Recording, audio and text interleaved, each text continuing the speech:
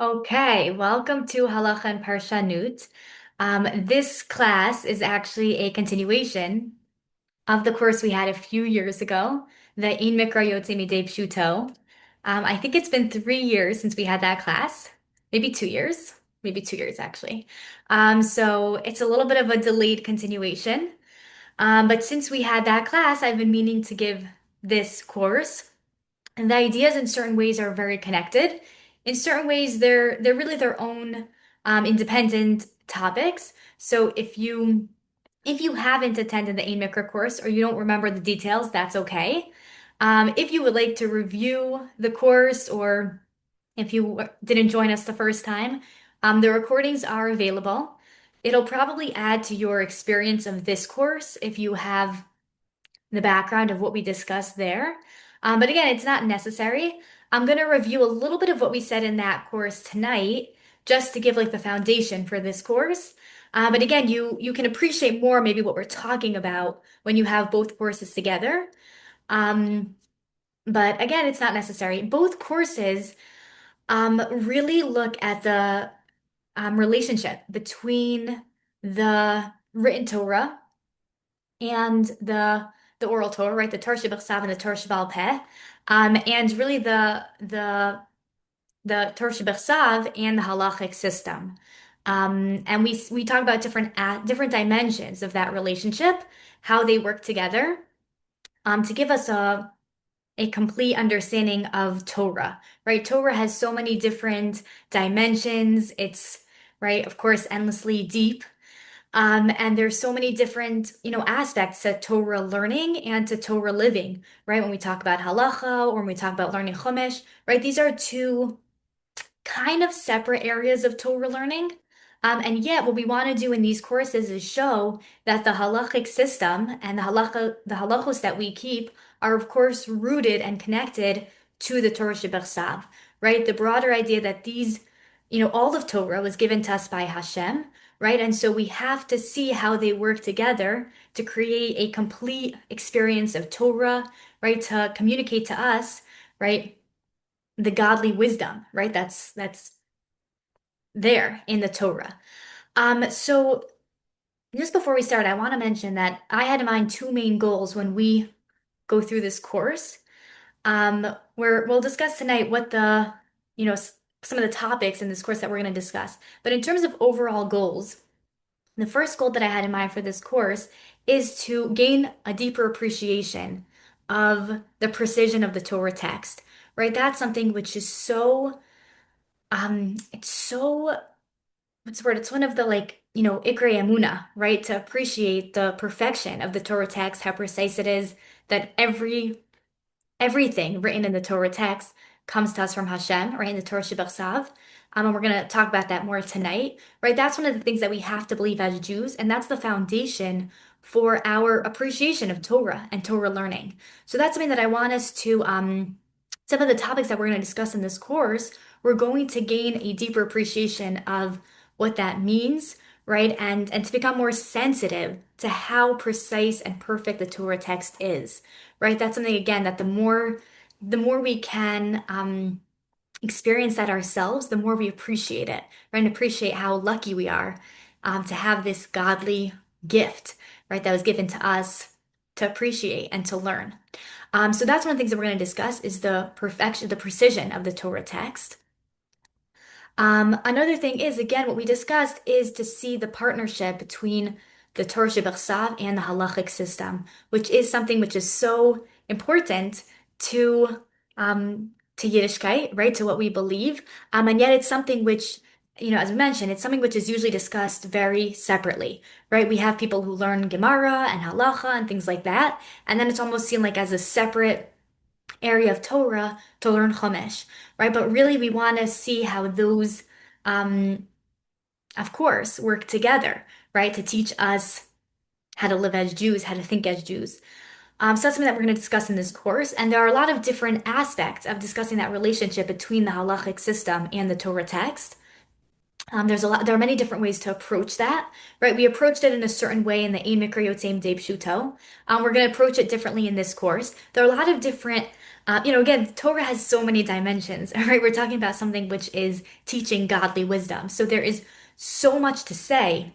There are so many different dimensions to everything taking place, everything being communicated to us. But what we're going to see in this course is a certain aspect of the relationship between the halachic system and the Torah Shebechsav. And that's something which, I think is so important for us as Torah Jews. Um, okay, so again, this course, we're going to discuss now a little bit of what we discussed in the Ein Mikra Yotzei Midei Pshuto course. Again, if anyone wants access to the recordings, please let me know. I'm happy to share those. Um, and I'm not going to go through, really, we gave an introduction there that I don't want to repeat the introduction because it took us some time to develop there, and I want us to be able to cover new information here. So I'm going to review it a little bit, but it really is worth looking at the first two classes there. They really give a lot of a background to what we're discussing here. But let's just kind of quickly um, review it now. So we mentioned in the in that course, we talked a lot about the fact that when you look at the Torah Shebachsav, at the Chumash, um, it often seems that not often, not on every pasuk, but there are instances, quite a few, where the pasuk seems to contradict the halacha that we keep, the halacha that we teach. Um, and we mentioned there that this seems to be very problematic, right? Because if they were both given to us by Hashem and they're both something we of course trust and keep, right? So then how can it be that the pasuk and the halacha sometimes seem to contradict? Again, it's not every single pasuk, but even the few times it happens, how do we understand that? Because if we believe the written Torah was given to us by Hashem and is perfect, and the halachic system is perfect and is the oral Torah, right? Or even what, the Chachamim are allowed to, take part in the halachic system, all of that has to be in line with the written Torah, right? How can it be that there could be any contradictions? And what we showed there is that, of course, right, it has to be that they are working together, right? They're all they're all one overall Torah system. But we showed there how, looking at those different instances, we can see how even when it seems that the two contradict, they are actually working together to give us a greater understanding of what the halacha is, a greater understanding of what the Torah is communicating. Um, and we saw that that was mentioned in the concept of this line, which is mentioned a few times in the Gemara, that Ein Mikra Yotzei Midei Pshuto, right? It's a little bit of a complex line to um, to interpret. And we again we went through it there and showed in depth what the meaning, the statement of Ein Mikra Yotzei Midei Pshuto is. But just to give kind of like a summary here, um, when we talked about Ein Mikra Yotzei Midei Pshuto, we talked about that there are different levels of understanding the pasuk. Okay, sometimes we talk about drash, sometimes we talk about pshat, right? We talk about also remez and sod, right? There are different dimensions to how we explain the pasuk. Now, we mentioned that the primary interpretation of the pasuk is really according to drash. Now, we're going to talk about what the drash means. The drash, just quickly, drash is when we understand the pasuk based on previous information we have from the oral Torah or from certain tools that we received as part of the oral Torah. So we have certain ways of approaching the pasuk, which is based on outside information that we received separately, and then we can look back into the pasuk. However, there's another way of understanding the pasuk, which is pshat. Pshat is when we look at the pasuk and we allow the pasuk to speak to us based on its grammar, based on its language, the syntax, the way that the pasuk is communicating. When you look at the pasuk, what does it seem that it's saying? Okay, that is the pshat. The pshat is really when we allow the pasuk to speak to us. Drash is when we are learning a pasuk, but what we're mainly doing is seeing how previous information we have, again, whether it's a tool for interpreting the Torah text or whether it's previous information given in the oral Torah, and we take that and we try to root it back into the pasuk. So when it comes to drash, the pasuk is of course important always, right? But when it comes to drash, our primary purpose there is not so much to understand what the pasuk is communicating, but it's more to find a foundation for what we already know. It's what we already know, we're finding a foundation. That's drash. When we have pshat, our goal is really to understand what is this pasuk itself telling us? What is it communicating to us? So when we say Ein Mikra Yotzei Midei Pshuto, what that statement means is that the primary way of interpreting the Torah text is really on the drash level. It's where we take the oral Torah, which was given to us with the written Torah. They are both from Hashem.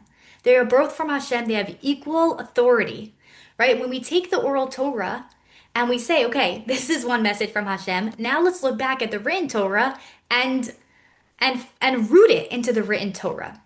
Right? We're not doing anything against what the pasuk says. It's how it was intended to be used, right? But it's not really allowing the pasuk to speak. It's sort of telling the pasuk what to say based on what the oral Torah says. So when we say the words Ein Mikra Yotzei Midei Pshuto, what we say is this is from Chazal.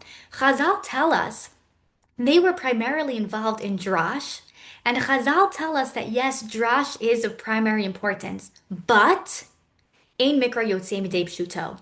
The way the pasuk is written, the way it is communicated, has something that we need to learn. It has its own, there's a dimension of what the pasuk is teaching us. And again, if you go back to our Ein Mikra class, you see a lot what we mean there, right? That again, the drash is of primary importance. It's what Chazal were mainly involved in, but they also remind us pshat is important. When you look at the pasuk, it's important to see what the pasuk itself is communicating, not just what we're taking from other sources and rooting into the pasuk, but what is the pasuk communicating? So Ein Mikra Yotzei Midei Pshuto means like this. Even when um,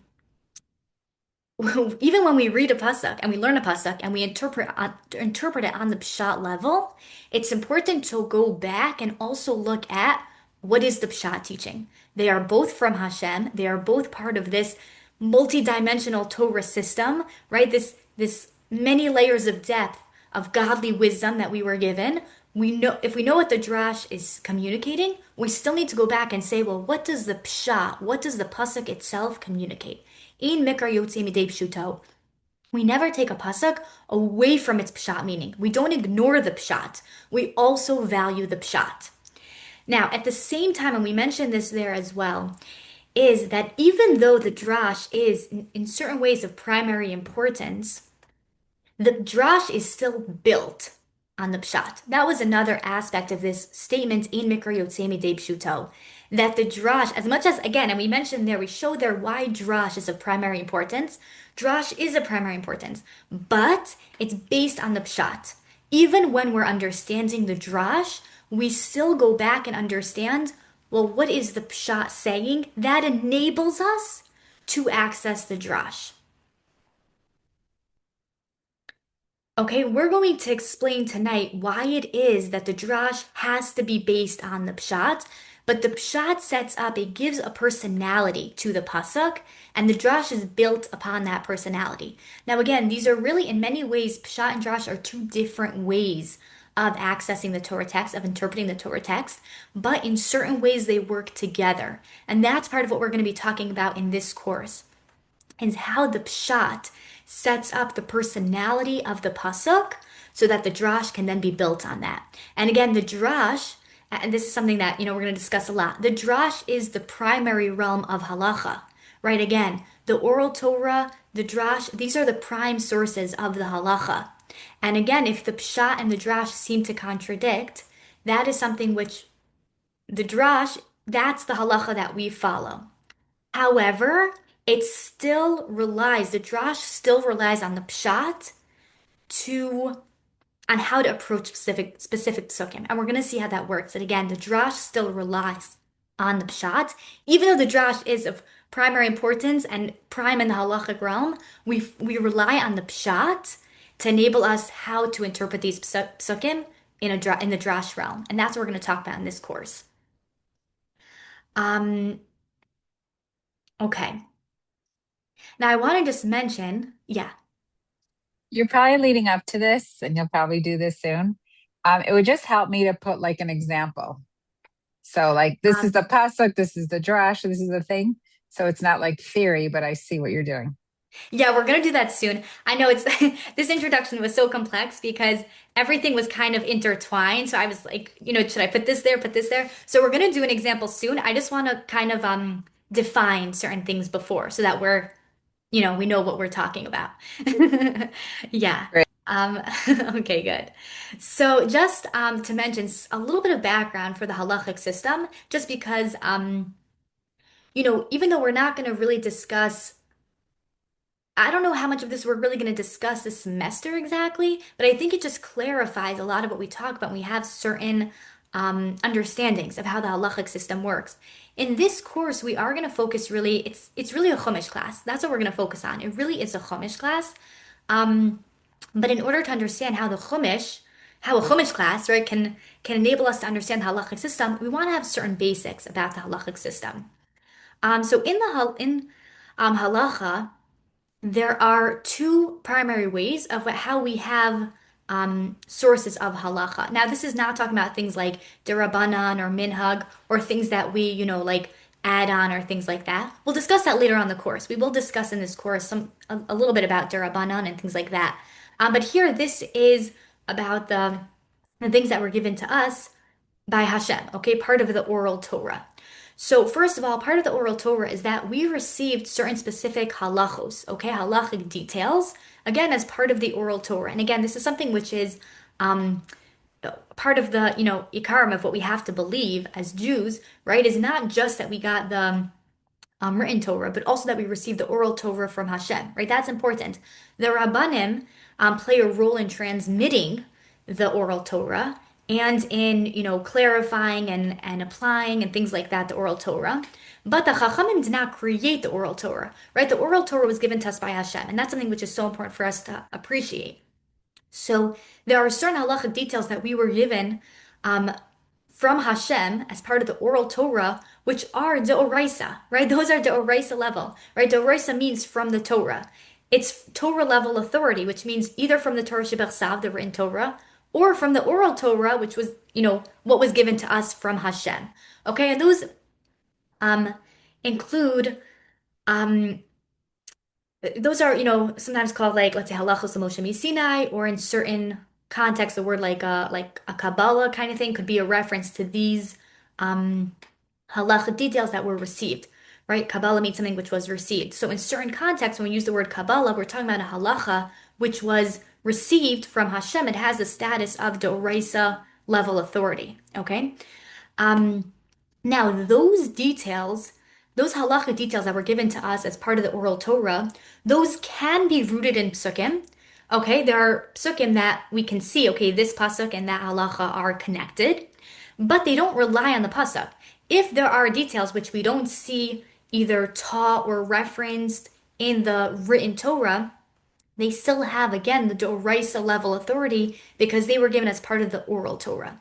Okay, so again, there are certain, the oral Torah contains halachic details that were given to us by Hashem. Some of them can be rooted in the psukim, but they don't rely on the psukim, and they don't need to be in the psukim. If we find a clear foundation, it's a wonderful thing. Okay, this is something which has merit, right, to find that foundation, but it doesn't require finding it in the Torah text. Okay. Now, and these are very complex, um, concepts. Okay, so this is, of course, a very surface level understanding of those halachos. That's important for us to understand in order to have a concept of how the halachic system works, right? And how it can be that we can have a halacha that seems to contradict a pasuk, and yet we follow the halacha. Why? Because they were both given by Hashem, right? It has the status of doraisa, just like a pasuk. Okay. Now, there's another area of um, halacha also. Now, this is a little bit more complex. This is when we talk about like the tools for medrash halacha, right? We receive tools for interpreting the Torah on a drash halachic level, right? Some of those like, famous tools are like Kal Vachomer, right? Gezer Shava, right? Those are tools that were given to us as part of the medrash halacha, right? They are tools which we can use to interpret the Torah text in a way that gives us the halacha. Now, those are tools of drash. Okay, they aren't based on things like grammar and things like that, right? They're more complex. They, in a certain way, they kind of like manipulate the pasuk. Now, they're allowed to manipulate the pasuk because they were given to us by Hashem, right? So if he decided to give us the pasuk in a certain way and to give us certain tools that seem to kind of manipulate psukim, that's okay because he's the one who, encoded the information and he gives us the code, right? So there's no problem with the drash kind of changing the psukim a little bit because it's what it's supposed to do. Um, right, but again, that does interpret the pasuk, but in a way that's drash because it's not staying like loyal to how the pasuk itself is written. So therefore, it's drash. Okay, again, it's of course authoritative, as we're saying, right? It's of course authoritative, but it plays a different role. That's why when you look at the pasuk, and the pasuk seems to be saying something different than what, these tools of drash are saying. So we have the pasuk communicating to us on multiple levels, both in the pshat, the way it's actually written with its language, and in the drash, the way it's written in a way that's intended to be decoded into something that seems almost maybe completely different than what it seems to say. Now, the Medrash Halacha is a very complex topic. We've had some courses in Livnos that have discussed Medrash Halacha, and Amir Tashem will have a lot more because I think it's, something for us to be familiar with, right? This is an important part of the halachic system. The Medrash Halacha itself is a very complex topic, and, there's a lot to say about it. So I don't really want to discuss, even in terms of its authority as Doraisa or a certain level of Doraisa, it's a little bit complex. So I don't want to get into that now. Again, there's a lot to say because the Medrash Halacha, part of the question becomes how much how much of it is it like okay, whatever. These are two, I guess it's a lot to say. But again, Amir Tashem, we will have a class hopefully soon on Medrash Halacha to discuss some of the conversations that surround it. Yeah.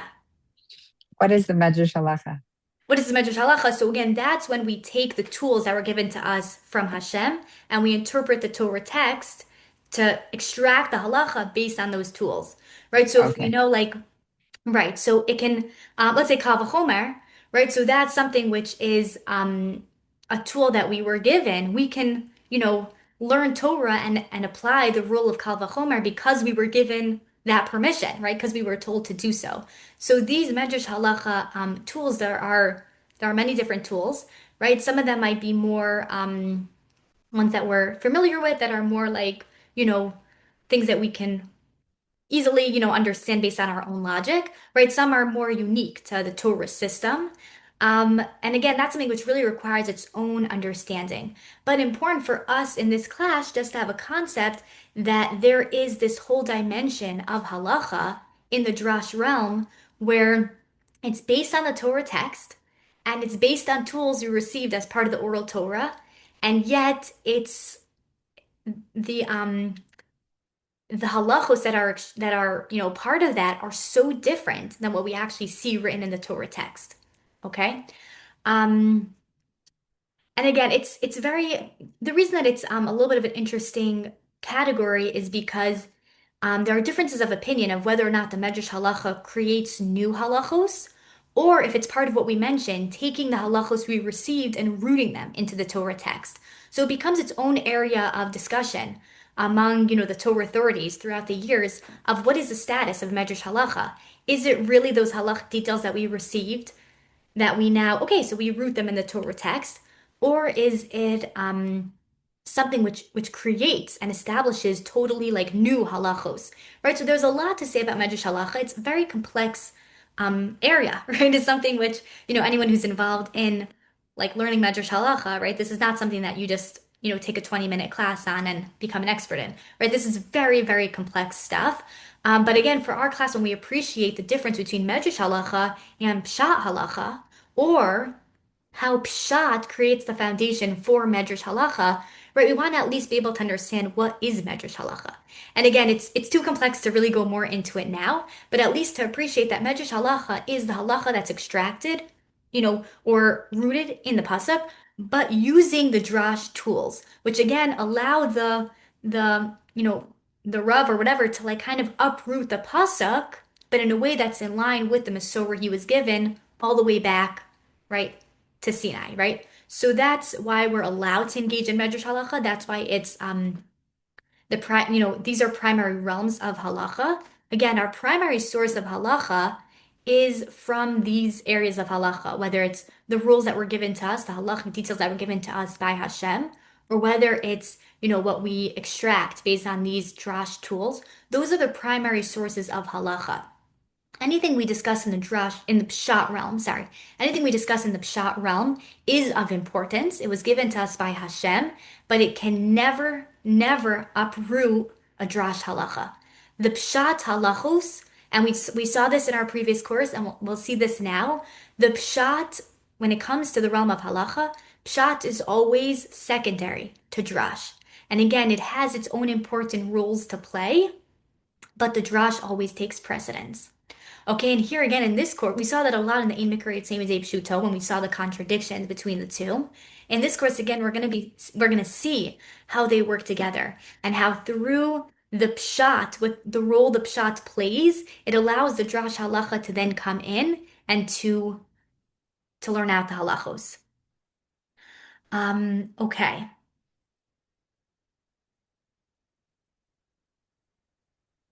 So let's discuss, let's say, an example of this. Um, okay. So what it means is like this. When you open up a pasuk, right? There are a lot of different ways that a pasuk can be structured, right? The context, how the pasuk itself is worded, right? So there are certain psukim which might tell us, let's say there's a parak, and it tells us a story about how Avram kept bris milah. Okay, so that, parak that tells us all about, Hashem commanding Avram to keep bris milah, and then Avram does it, right? That's a certain kind of it's a certain kind of parak, right? It's a certain way that the Torah is communicating to us. It tells us a story about, a mitzvah a tzaddik received and then how the tzaddik fulfilled that mitzvah. Now, then there are other kind of psukim, right? Which we have in more of the later chumashim, right? Where the pasuk comes and very clearly says to us, these are the laws of, Evet Ivri, or these are the laws of Shemitah or the Chagim or whatever it is, right? They tell us here are the laws. And it's very clearly we're talking about a halachic passage, right? We're looking at a parak and it's very clear that the parak is here to teach us something halachic. So what happens is when we talk about learning out halacha from the Chumash, so we need to ensure, sorry, let me rephrase this. When we approach the Torah text, whether it's on the realm of Pshat or the realm of the Drash, whatever realm we're looking at the Torah text, there's a certain personality to different psukim. Some psukim are, again, mentioned as stories. Some psukim are mentioned as mitzvos, right? Some stories are, some psukim are either narrated, right, or they quote Hashem speaking. Some psukim quote Moshe speaking. Some psukim quote Yaakov speaking. Some psukim quote Paro speaking, right? So when we look at a pasuk, we need to establish what is the personality of this pasuk. Let's say Paro is speaking. Can Paro say to the Jewish people, you now have to keep bris milah? Right? Can a pasuk where Paro says something, let's say he says, right, Kol haben hayilod hayor tashlichuhu, right? He says that pasuk that, whoever is, or I actually don't remember if it's attributed exactly to Paro.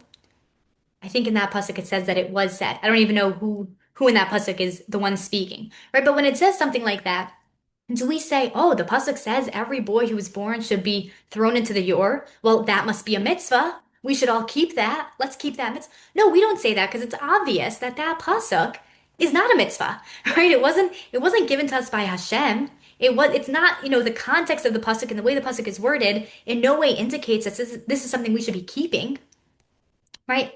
And and we know from not just from our own common sense, but when you look at the pasuk, it's clear this is not something which is in any way encouraged. It's not something which is being told to us for all future generations. You should all do this as a mitzvah. No, there's a way that the pasuk is communicated, and it's clear that this is a story about people who did something against the Jewish people and made this, rule against the Jewish people, right? It's clear that this is not something which becomes a source of a mitzvah. So when we look at psukim and we see a story, and maybe it's a story about Paro, so does that have, when Paro says something or when he does something, does that have any, lesson for us in the halachic realm? Of course not, right? Of course, Paro doing something or him saying to do something doesn't require us to then establish, to learn a mitzvah from that, right? That doesn't make any sense.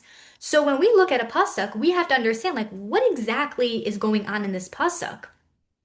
And again, if there is, and this is something we touched upon a little bit in our Ein Mikra Yotzei Midei Pshuto, but this is what we're going to really develop in this course, is when you look at a pasuk, let's say there's a pasuk which is a story about Avraham. Does that require us to then do a mitzvah? If Avram kept the mitzvah of Milah, does that mean therefore we have a mitzvah to do Milah? And we're going to see that no, that doesn't mean just because Abraham did something, if there's a story, that's not the basis for a mitzvah. It's not the basis for one of the 613 mitzvos. What is the basis? The basis is when Hashem says, this is what you should do. This is what you should do. And again, we have to ask, well, did Hashem tell Avraham to do a bris milah? Did he intend it for us? How does that work? How do we know? Maybe Avram was supposed to do a bris milah and never again in history, right? How does it work? Well, you go back to the psukim and the psukim there discuss it. You can see from the psukim how the pasuk is worded. You can see if this is a mitzvah which is intended for Avraham alone or for future generations, right? So this is something which again is very important for us when we talk about learning out halachos from the Torah text, even in the drash realm, when we talk about the pasuk being the basis of a mitzvah, it has to be that the pasuk follows certain basic rules. The rules are that this is a pasuk that's meant to be used as a basis for a mitzvah. Again, it has to be something which is yeah, and we're going to talk about the rules and details, but again, it can't be something which Paro says to his servants to do as a way of hurting the Jewish people, right? That can't be the language that would teach us, that would communicate to us like, oh, here's a mitzvah, right? It has to be that it's worded in a certain way, it's given over in a certain way that is clear. This is the basis of a mitzvah. So we're going to see a lot of that this semester. And again, that's really pshat. Pshat is looking and saying, okay, Paro said this. Therefore, it's not going to be the basis of a mitzvah, right? And that all takes place in the Pshat realm. And once the Pshat realm says, okay, this is the basis of a mitzvah, go ahead. Then the Drash realm can swoop in and say, here is a mitzvah. Here is a mitzvah. Okay? Now, one of the things that's interesting to keep in mind is that even when we have a pasuk which is clearly the basis of a mitzvah, there can be two different mitzvos based on the drash realm or the pshat realm. And again, I refer you back to our Ein Mikra Yotzei Midei Pshuto course, where we talked about the unique status of pshat-based mitzvos, right? So even when the pshat sets up a certain structure, this is a mitzvah, it might be that the pshat takes it one way and the drash takes it a different way. But again, the drash is only able to learn out a mitzvah because the pshat personality the pshat says that the personality of this pasuk it is the source of the mitzvah. Okay, so we're going to see in detail, and that's one of the things we're going to talk about this semester is the language of psukim and how it communicates to us. How do we use this pasuk in the halachic realm? What, how, and we're going to see there are many different ways a pasuk can be used in the halachic realm. It's not just this is the basis of a mitzvah or not, but there are many different ways that we use psukim to learn out halachic details. And depending on how the pasuk is structured in the realm of pshat, that will tell the drash realm, okay, here's how you can use how you can use this pasuk to extract halachos. Okay, so that's going to be something which we're going to see in this course. And we're going to see also other things. We're going to see, for example, what's the connection between the halachos and the halachic status and details of a specific mitzvah and where it's located in the Chumash. Why is it located in Shmos? Why is it located in Devarim? Why is it maybe in both, right? Why are different details brought in both, right? What does that have to do with the halachic system and what's going on in these stories, right? So there's going to be so much that we're going to see based on how it's how things are communicated in the Chumash. That's going to tell us a lot about what is the status of this mitzvah or the details of this mitzvah in the halachic realm. And again, we mentioned a few things on the course description, right? Like also when a mitzvah is being communicated, right? Does it, say like you should all do this, or does it say you singular should do this, right? Is it plural? Is it singular? Does it say, in command form? In Hebrew, there are many different forms, right? You can have the future tense, right? You can also have a word listed as a command. In the command tense, right? There are many different ways, or in the present, right? We know that mitzvahs are brought in so many different ways. Sometimes a mitzvah is communicated as this is, something you should do, or this is something you will do, right? What is the status? What is the status, right? Why are things written sometimes more as a command and more kind of like almost telling us what we're going to do, right? Why? Why would it be communicated in that way? Um, and again, if you go back, there were, a bunch of different questions, and we'll discuss those throughout the semester, right? But there's so much going on in the realm of the pasuk that impacts what the halachos are. And this takes place, I just want to mention in this course, we're going to focus a lot on the pshat of appreciating what the language of the pasuk is communicating. At the same time, it doesn't mean we're not going to also delve into the drash, right? There are certain times when the pasuk communicates something. Let's say the pasuk says something in kefa lashon, right, in double language, and it says like aser taser or abed tabdun, right? It says like twice, you should, right? You should do something, and it says it twice, right? In those like psukim like we just mentioned, right? It doesn't just say like you should give meiser, but it says like you should give meiser 2 times, right? When the pasuk says things like that, there are reasons that the mefarshim might discuss it in the pshat realm of what is this communicating to us, and there are reasons in the drash realm of what is this communicating to us. For the sake of our course, we want to just come to a better appreciation of the relationship between the pasuk and the halacha. So we're not really limited to the pshat or the drash, right? In both ways, in both dimensions, we can see how the pasuk and the language of the pasuk gives us halacha, right? Teaches us the halacha. So we're not really limited to the pshat or the drash. However, we're going to really start off from the pshat point of view of what is the language of the pasuk, what is the grammar, right? Is it repetitive? All those kind of things. We're going to first ask those pshat kind of questions. Why does the pasuk repeat itself? Why is this placed here? Why is this repeated in multiple, locations in the Torah? Right? Why is the grammar a little strange? Why does the grammar change? Why is the grammar different than a different mitzvah? Right? We're going to ask those very pshat type of questions, and then we're going to use them to better appreciate what the halacha is and how the halacha is rooted there. And again, it might take the form of a pshat answer, or it may take the form of a drash answer. So we'll be able to see really both of those, right? And again, see the larger connection between the pasuk and the halacha. Okay, so one more thing to discuss on this, the relationship between pshat and drash, and right, the halachic realm and the realm of the pasuk and these kind of things. It's just a little bit review what we mentioned in the Ein Mikra Yotzei Midei Pshuto course. Again, it's so important for us to remember that the drash is the primary, really, way of interpreting the Torah text. Um, it's the primary authority, right? It's again, we as we keep saying, we have to keep saying this. The pshat is of course important. That was given to us by Hashem, right? But when we talk about what takes the priority when it comes to interpretation or to halacha, right, it's the drash realm. And just to review a little bit about what we said in the Ein Mikra Yotzei Midei Pshuto course, we mentioned that there are two ways among the Mefarshim who are trying to, interpret the pshat. There are two ways of understanding the relationship between the pshat and drash in the halachic realm. Okay, and I think this is just, important for us to have this clear, right? To again understand some of the dramas that are taking place here that we're gonna maybe kind of like touch upon in this course. Where again, this is something which really was from the Ein Mikra Yotzei Midei Pshuto course. So it's not something we're gonna delve into here, but some of the dramas that are taking place that are important for us to be aware of. Um, so we mentioned that among the Mefarshim, again, when they see the relationship between the Pshat halacha and the Drash halacha, and specifically when they contradict. When we see a contradiction between the Pshat based halacha and the Drash based halacha, how do we approach that? So we mentioned that one school of thought among the Mefarshim is that we follow the drash realm of halacha when there's a contradiction. Again, remember there are times that the pasuk teaches halacha, there's no contradiction, right? So we can follow those, right? That's not a problem. But when there's a contradiction between the two, we follow the drash realm for halacha, but we keep in mind that the pshat is teaching us something else.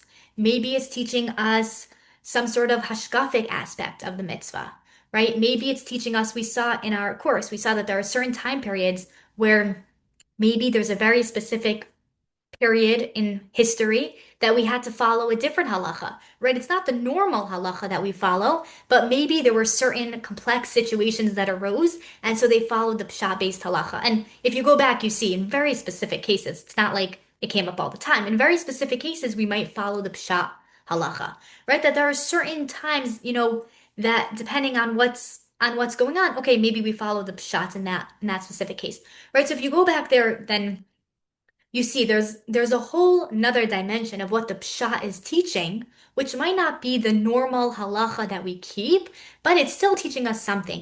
It enables us to better understand the mitzvah or to better keep the halachic details in interesting situations, right? Or we saw that again, if the pshat and the drash halachos can both be kept, they don't contradict, then we keep both, right? There are certain pshat-based mitzvos that we saw, which they are in the realm of pshat, but they don't contradict any halacha, so we keep those in addition to the drash halachos, right? So there are, according to one school of thought, when we see a contradiction between the pshat and the drash, it means that they are both teaching us something.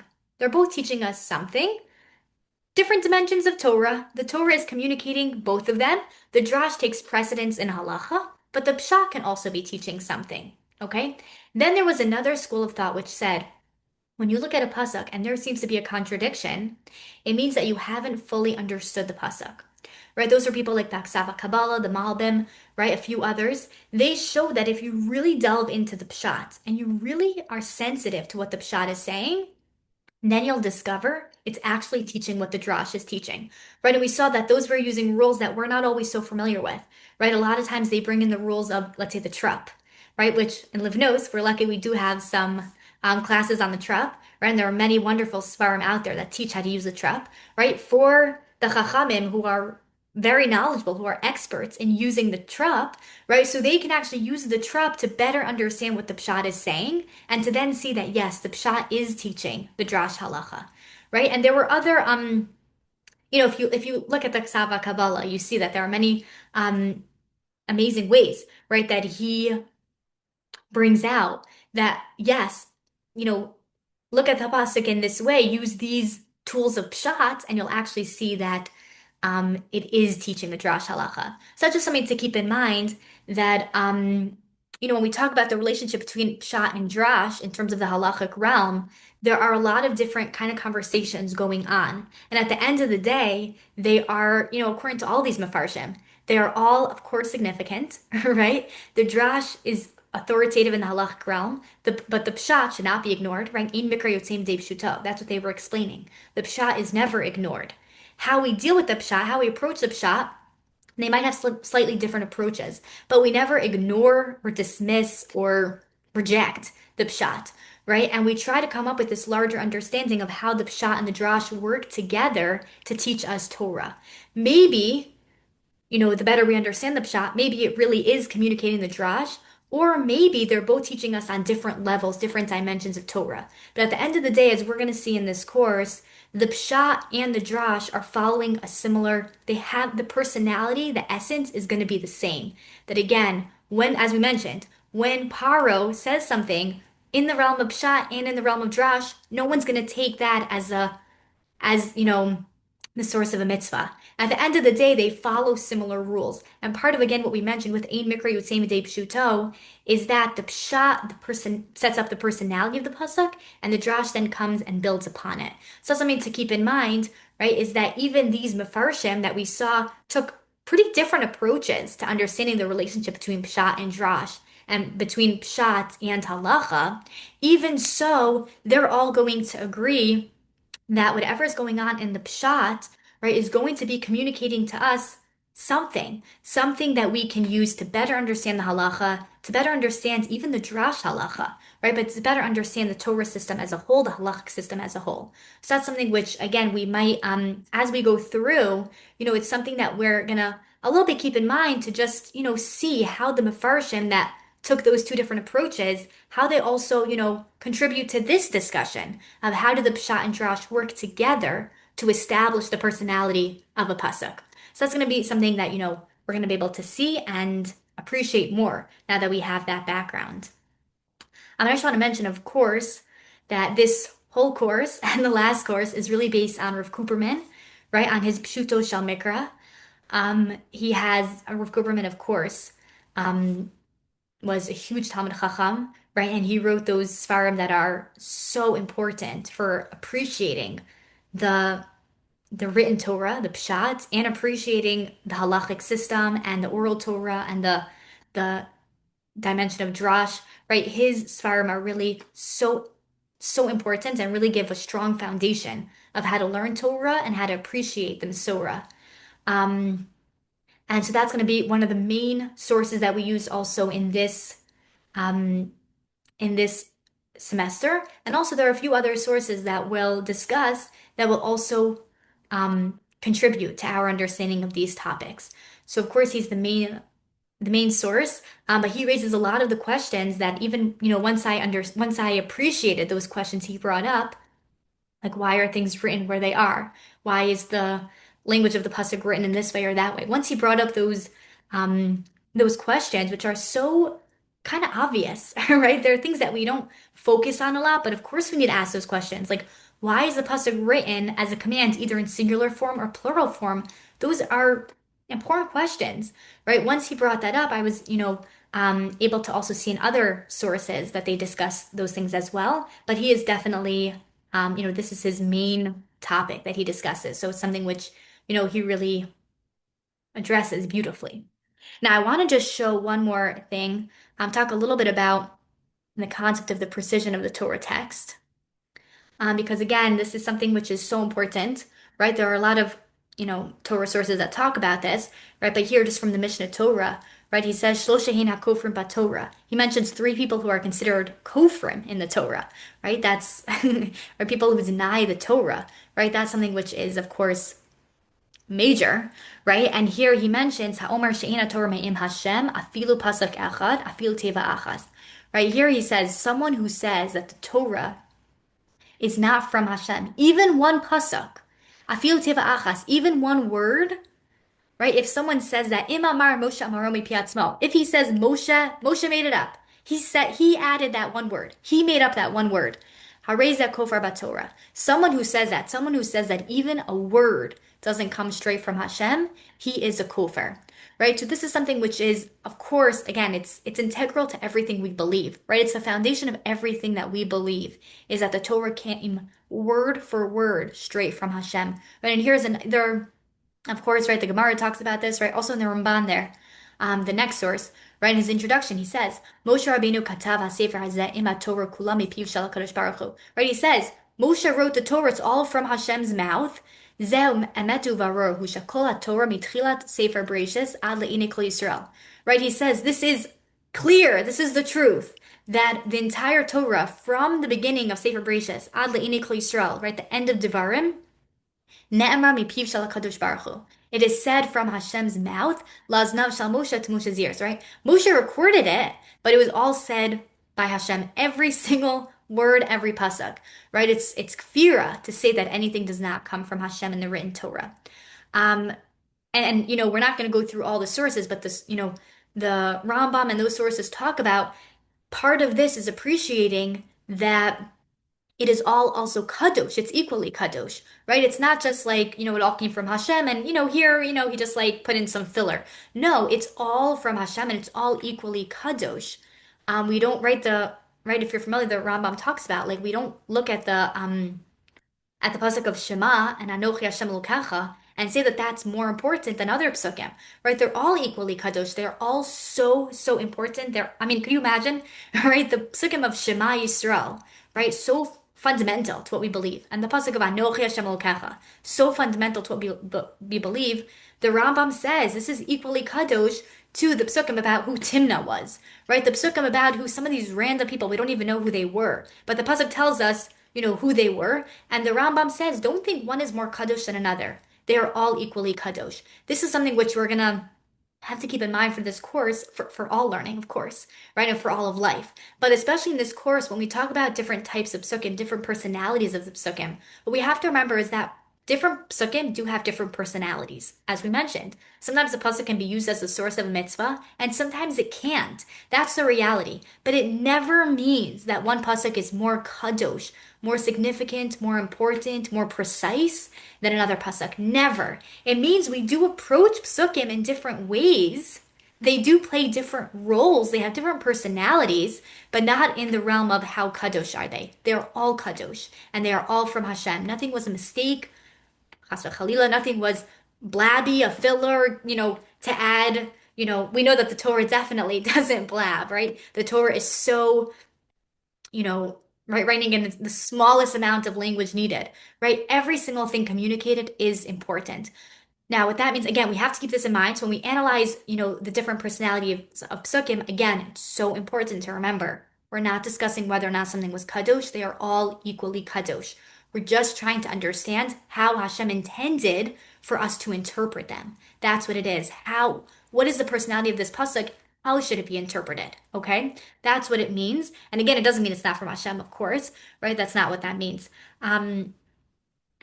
Also, what it means is when we really appreciate and we really accept the concept that the Torah is precise and perfect and all from Hashem, right? It forces us to ask those questions. Why was something written in this way or that way? Why does the grammar seem incorrect? Those are questions that we, as Torah Jews who love the Torah, who know that the Torah is precise, we ask those questions because if the Torah is precise and it comes from Hashem and there are no typos, so then why is the grammar written in this way? Right? If it wasn't just random, then why is this pasuk written in Shemos? Sorry, why is this mitzvah written in Shemos and then written maybe differently or again in Devarim, right? Or why was this mitzvah written, in present tense or in future tense? Like all those things become significant once we appreciate that the Torah is precise. So when we ask these questions, and this is so important, when we ask these questions, it's of course never in a way of like coming to it in a way of like, looking for a problem, right? It's in a way of the more we appreciate that this Torah that we have is divine and perfect, perfect and precise to the most degree of precision, the more we appreciate that, the more we realize then obviously there's significance to all of this. Obviously, it's significant and it's intended for us to use, right? To learn from and to extract either lessons or halachos or something, right? Something was intended to be communicated through this language, through this specific way that the Torah is written. Okay, so this is something which again we ask these questions, of course, in the realm when we're talking about the non-halachic portions of the Torah. Like we had, right, with the story of the Meraglim, right, this past week, right, when we have part of the Meraglim written in Bamidbar and part written in Devarim, and there seems to be kind of contradictions between the two, right? All the Mefarshim discuss, well, what's going on here, right? What's going on here? Why is there almost a different account of the story of the Meraglim? And why were those details included there and those details included there, right? That becomes essential to our understanding of the Torah because it's all significant. So we need to ask those same questions. Why was this mitzvah written partly there, partly elsewhere? Why did the details change? Right? All of those things become significant because, of course, it was all intended with a purpose. Therefore, we want to access what is being communicated there. Um, Okay, so again, when we talk about this, we're always trying to understand in this course is what are the personalities of the different psukim and how can we appreciate how each one was intended, right? How can we again see how the specific language of the pshat, right, teaches us something about the halachic system or the lessons being communicated in this mitzvah, in these halachos, right? And that's gonna all, those are the questions we're gonna ask, those pshat-based questions to understanding the precision of each of these psukim and the personality, right? How they're communicated, the structure, the language, the grammar, right? Once we're gonna look at the psukim to try to better understand what is this teaching to us, right? Again, in the realm of halacha. Specifically, of course, we're focusing here on what is it teaching us in the realm of halacha. Um, Now, of course, I want to just mention that, when we're looking at this together, right, we're going to again, use Rav Cooperman, right, and the Mefarshim to guide us. This is something which is, and another source also I want to mention is the Malbim, right? The Malbim is, again, one of the Mefarshim that seeks to show how the Drash and the Pshat are connected, right? His commentary is very much based in the Drash Halacha, right, and in the realm of Medrash Halacha, right? And he is one of the the sources for this, right? We know that, of course, the Malbim is very connected to the precision of the Torah's language, right? That's something that he's known very much for how sensitive he is to the word choice, right? And to the repetition and everything about the Torah's language. And he wrote um, a a work called the Ayelet HaShachar, as kind of like an introduction. I think it's usually put like in the introduction to Vayikra, right? It was part of him giving over the rules of interpreting the Torah text. So that's going to be something which also we'll get a chance to look at and use as a source for some of these ideas of how do we approach certain sukkim, certain ways that the Torah speaks, right? How do we understand that, and how can we extract maybe in the pshat realm or the halachic realm, right? How can we use those? How do we understand those? Now, again, this is something which is kind of like a creative class, right? We're in no way, giving like sak halacha here, right? This isn't a halachic class, and of course, I am in no way, an authority on, the halachic system or a posek, right? But this is something which we're trying to understand the precision of how the Torah talks, right? And how much more depth there is, right? Part of, when we learn Torah, we get a better appreciation of how deep the Torah system is, how perfect it is what Hashem gave us, that there are so many layers to the Torah. And, the more we appreciate how precise it is and how deep it is, how wise it is, how beautiful, right? How inspiring it is, right? That's part of our appreciation and our deepening our relationship with Hashem, right? And appreciating his Torah. That's its own goal. So in this class, we're going to have a lot of kind of creative topics. And that's really the goal. The goal is not, of course, again, to give, psak and to do something which is, like going to lead to some, practical, how do we keep the halacha, right? But it's in order to better understand the questions that we raised, to better understand how, is the Torah communicating to us in its own unique, perfect, precise, deep way. And that's going to be the goal of this class. And Amir Tashem, we're going to be able to discuss a lot of interesting topics together, topics that might not be so familiar to us, but that once we learn them, right, it's going to really transform our learning and again, our appreciation of Torah. So thank you for joining us tonight and have a great week. I look forward to starting next week. We'll start our first topic next week. Okay, have a good night.